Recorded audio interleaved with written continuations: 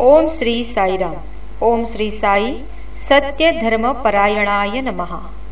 सत्य धर्माचे परायण, सत्य धर्म परायण असणाऱ्या श्री साईंना आमचा नमस्कार असो.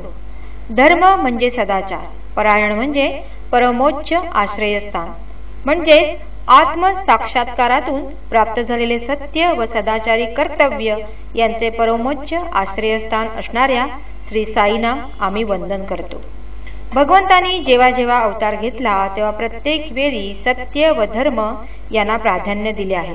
रामायणात पिता, माता, पुत्र, बंधू, पती, राजा यांची विविध कर्तव्ये सांगितली आहे व प्रभू रामचंद्रांनी पुत्र, पती, बंधू, राजा या नात्याने प्रत्येक कर्तव्याचे पालन करून सर्वांसमोर आदर्श निर्माण केला आहे.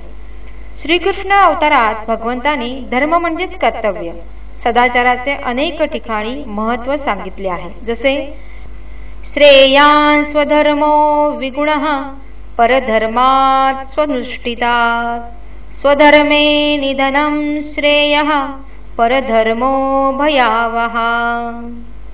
म्हणजे सुखाने आचरता येणाऱ्या परधर्मापेक्षा गुणाने उणा स्वधर्मच आचरणे श्रेयस्कर होय. स्वधर्मामध्ये आलेले मरण कल्याणकारक होईल. परधर्माचे आचरण घातक असते. अर्थात इथे धर्म म्हणजे सदाचार, कर्तव्य हाच अर्थ भगवंतांना अपेक्षित होता. इतकेच नव्हे तर भक्तांना अभय देताना श्रीकृष्ण म्हणतात, सर्व धर्मान् परित्यज्य मामेकं शरणं व्रज. म्हणजे सर्व कर्तव्ये सोडलीस तरी चालेल, मला शरण ये. मी जो उपदेश करत आहे त्याचे पालन कर, असा याचा भावार्थ होय. साईंच्या शिर्डी अवतारातील एक अर्थपूर्ण गोष्ट, साईनाथांची एक वैशिष्ट्यपूर्ण सवय होती. ती म्हणजे कधी कधी ते जे बोलत ते बाजूच्या सर्वच माणसांना समजत असेल असे नव्हे, परंतु ते ज्याच्यासाठी बोलत असत त्या व्यक्तीला मात्र ते आपल्याला उद्देशून आहे हे पूर्णपणे कळत असे. असेच एकदा साईनाथ द्वारकामाईत बसून बाजूच्या भक्तांबरोबर बोलत होते. इतक्यात एक अनोळखी इसम साईनाथांच्या दर्शनासाठी आला. बाबांना पाहून तो द्वारकामाईच्या पायऱ्या चढू लागणार. तोच बाबा कडाडले, थांब, वर चढू नकोस. या अनपेक्षित वाक्यामुळे तोच काय, परंतु इतर भक्तही गप्प झाले व बाबांकडे पाहू लागले.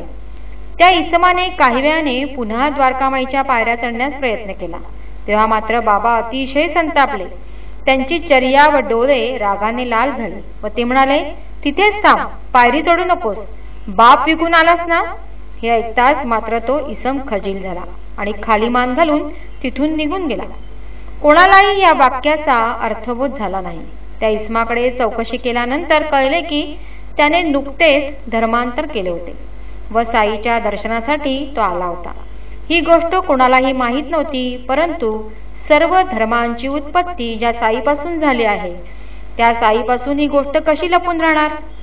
सर्व धर्म जर एकच म्हणजे प्रेमाची शिकवण देत आहेत, तर ज्या धर्मात जन्म घेतला आहे त्यातच राहून कर्तव्य करण्याचे सोडून या इसमाने वेडेपणा केला होता व हेच साईंना आवडले नव्हते.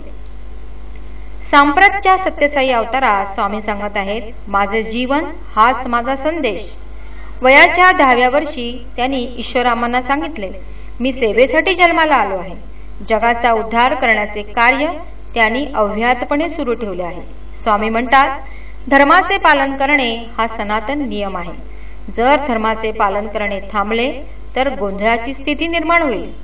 भगवंतांनी म्हटले आहे, ये तू धम्मामृतमिदं यथोक्तं पर्युपासते श्रद्धदाना मत्परमा भक्तास्त अतीव मे प्रियः.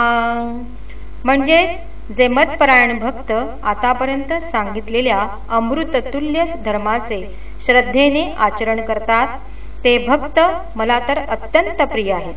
आज साईकृष्णांनाही सदाचाराचे आचरण करणारे भक्त अत्यंत प्रिय आहेत. ओम श्री सत्यसाई नाथार्पण.